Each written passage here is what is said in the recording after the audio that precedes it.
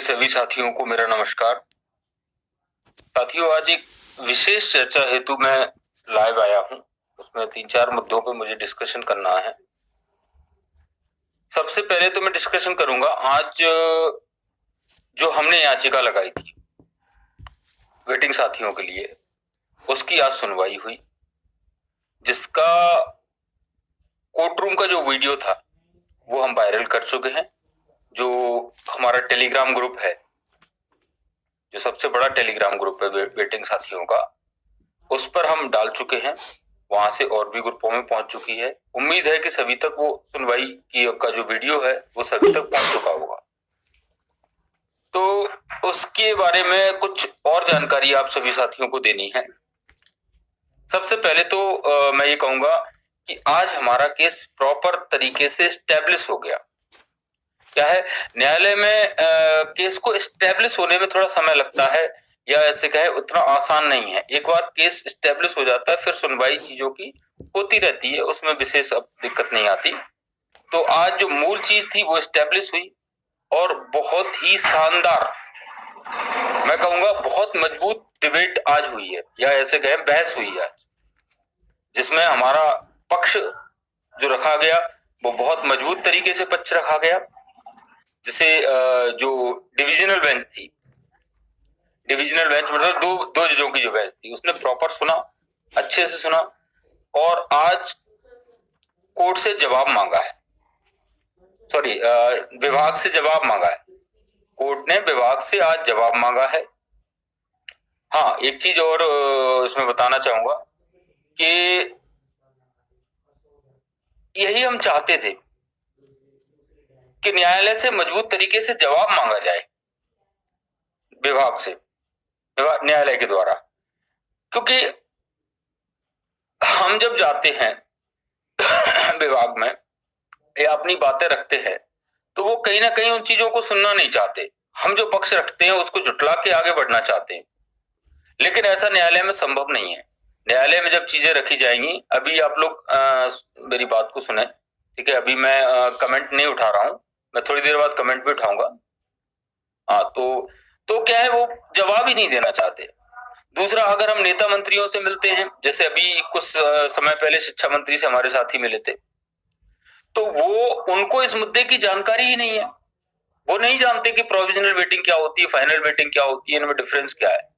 Waiting शब्द जो है ना, ये बड़ा कलंकित शब्द बन गया हमारे लिए, और अधिकारियों ने कहीं ना कहीं नेता मंत्री सबके दिमाग में ठूस ठूस के भर दिया है कि वेटिंग तो बाद में क्लियर होती है। और ये पुराना सिस्टम भी रहा है कि वेटिंग बाद में क्लियर होती है, लेकिन जो वेटिंग बाद में क्लियर होती है वो प्रोविजनल वेटिंग नहीं होती है, वो होती है फाइनल वेटिंग। तो जो अपनी वेटिंग थी वो प्रोविजनल वेटिंग थी, जिसको फाइनल वेटिंग मान लिया गया, जिस पे आज जोरदार बहस हुई है और जवाब मांगा गया। अधिकारी इन चीजों को जानते हैं, जानते हुए भी झुठलाते हैं, ठीक है। लेकिन जब आज कोर्ट ने जवाब मांगा है तो उन्हें प्रॉपर जवाब देना पड़ेगा। और जिस तरह से हमारा पुराना जो केस लगा था, जिसमें जब नोटिस गया, जो हमारा एडवांस नोटिस गया, वो उसको देखते हुए, ठीक है, जब सुधार किया जो सुनवाई के समय पे, तो वो कहीं ना कहीं चीजों को फिर सुधार करते हैं। क्योंकि ये इतनी बड़ी गलतियां हैं इनकी, जिसमें इनके पास एक्चुअल में जवाब होता ही नहीं है, ठीक है। क्या जवाब देंगे? जो अपने नियमों में गलतियां कर रहे हैं वो जवाब देने के लिए उन पे कुछ होता ही नहीं है, ठीक है। तो वो क्या करते हैं, उसमें सुधार कर लेते हैं। फिर वो कहते हैं कि भैया, जैसे पिछले केस में जाकर उन्होंने बोल दिया था कि नहीं, ये हमने कैटेगरी में सुधार कर दिया है, ये वो, मतलब ये चीजें करते हैं। और इसमें जवाब देने के लिए कुछ नहीं है। इसमें भी वो ज्वाइनिंग देंगे और सीधे बोलेंगे, बोले हम तो ज्वाइनिंग दे चुके हैं, कहने का मतलब। हाँ, कुछ लोग कह रहे हैं कि डेट लंबी मिली है। हाँ, मैं भी मानता हूं कि डेट थोड़ी लंबी मिली है, 25 जनवरी, ठीक है। लेकिन एक चीज मैं आपको बता दूं कि डेट जरूर हमारी सुनवाई की 25 जनवरी मिली है, लेकिन जो विभाग को जवाब देने के लिए समय मिला है वो 4 ही हफ्ते का समय मिला है। आप पूरा उस वीडियो को सुनेंगे तो उसमें स्पष्ट बोला है जज साहब ने कि 4 हफ्ते में आपको जवाब देना है, स्टेट को जवाब देना है। तो 4 हफ्ते बोले तो 24 दिसंबर तक उनका जवाब आ जाएगा, ठीक है ना। अब चूंकि हम सब जानते हैं कि न्यायालय में अभी विंटर वेकेशन लगेगी, तो उस विंटर वेकेशन के कारण जितने भी नए केस हैं उन सबको जनवरी में ही डेट मिल रही है। जो पुराने और महत्वपूर्ण केस हैं उन्हीं को केवल दिसंबर में डेट दे रहे हैं, बाकी सबको जनवरी में डेट दे रहे हैं। तो न्यायालय की उपलब्धता है या उनके पास डेट्स की उपलब्धता है, उसमें अपन कुछ भी नहीं कर सकते। हालांकि जो अपना महत्वपूर्ण काम है वो हो गया। अपना जो काम होना था वो नोटिस जाने से या जवाब मांगने से ही काम होना है। ठीक है, ऐसा नहीं है कि हमारे जो केस लगा है, ठीक है, तो उसी उसके निर्णय आएगा तब हमारा केस, तब हमारा ज्वाइनिंग होगी, ऐसा कुछ नहीं है। जो हमारा नोटिस जाएगा, जो जवाब मांगा है, उसका जवाब उनको देना पड़ेगा। ठीक है, और उसी के दौरान उनको, इसी वजह से उनको काम अब करना पड़ेगा। तो ये सब चीजें आज कोर्ट की हुई, बहुत अच्छी हुई, मैं काफी सेटिस्फाई हूँ इस चीज से। ठीक है ना, अब डेट तो नहीं मिल सकती, नहीं मिल सकती तो नहीं मिल सकती, उसमें अपन कुछ नहीं कर सकते, अपना मूल काम हो गया है। दूसरी चीज मैं आपको कुछ और डिस्कस करना चाहूंगा इसमें, कि हम न्यायालय में क्यों हैं, हमें न्यायालय में जाना जरूरी क्यों समझा। उसका कारण था, उसका कारण यह है कि हम विभाग पर या सरकार पर दबाव दो तरीके से बना सकते हैं। एक तो न्यायालय के माध्यम से, दूसरा एक बहुत जबरदस्त अनिश्चितकालीन या ज्यादा दिनों का आंदोलन करके। ठीक है ना, दो ही तरीके हैं हमारे पास, हमारे हाथ में जो है। अब यहां पर सबसे आसान तरीका न्यायालय का इसलिए लगा क्योंकि इसमें संख्या बल की आवश्यकता नहीं है, इसमें मैंने अकेले ही काम किया। ठीक है, सारी चीजें मैंने अपने हिसाब से बनाई, आप सभी ने देखा होगा, उन चीजों को मैं दोहराना नहीं चाहूंगा। तो वो आसानी से कर गए, और दबाव जो न्यायालय का बनता है वो जबरदस्त बनता है। क्योंकि इस भर्ती को वर्तमान दिनों में देखा जाए तो आप लोगों को बताना चाहूंगा कि जो डीपीआई का जो लीगल डिपार्टमेंट है और कुछ प्रमुख अधिकारी इस भर्ती को डील कर रहे हैं। ये बात हम वही समझ गए थे जहां हमारे एडवांस नोटिस से ही काम हो गया था, तो हम तुरंत समझ गए थे कि हाँ, इसको लीगल डिपार्टमेंट का बहुत बड़ा हस्तक्षेप है इस भर्ती में। तो फिर इसी वजह से जो नया नया केस लगाया है जिससे वेटिंग वालों को जल्दी ज्वाइनिंग मिले, ठीक है ना, या जो विभाग ने गलतियां करी है, ये मैं पूरा पुराना जो अपना वीडियो है उसमें सारी चीजें बता चुका हूं, उसको मैं दोबारा नहीं दोहराऊंगा कि हमारा बेस क्या था, वो सब चीजें हम बता चुके हैं पहले।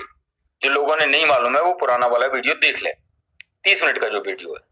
ठीक है ना, तो अब जो न्यायालय का दबाव पड़ेगा, ठीक है, वो भी बहुत बड़ा दबाव होता है।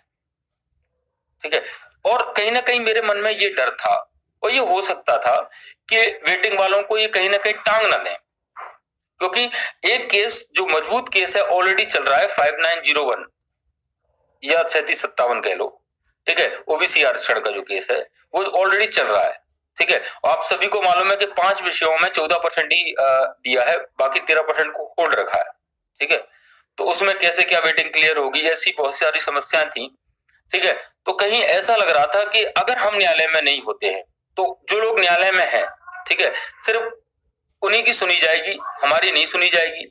और कहीं ऐसा ना हो कि भर्ती को या वेटिंग वालों को तब तक टांग दिया जाए जब तक ओबीसी आरक्षण का फैसला नहीं आ रहा है।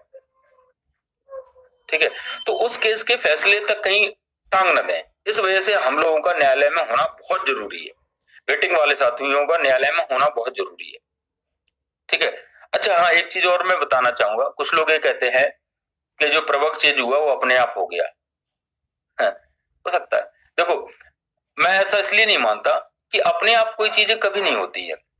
जो गलतियां इन्होंने की हैं इन्हें बाद में पता चल गया था, फिर भी ये सुधार नहीं कर रहे थे, लेकिन जब न्यायालय का प्रेशर गया तो उन्होंने सुधार किया।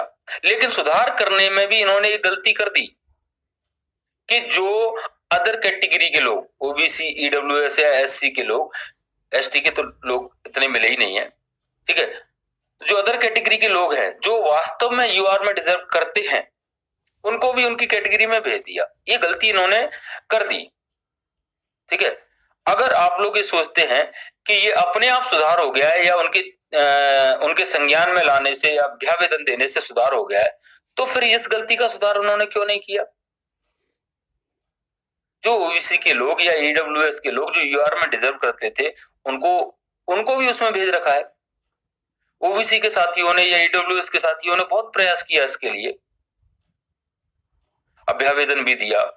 ठीक है, और कुछ लोग अच्छी संख्या लेकर, तो ठीक ठाक सी संख्या लेकर 25-50 लोग गए भी थे कि ये गलत किया है, फिर भी उन्होंने सुधार नहीं किया।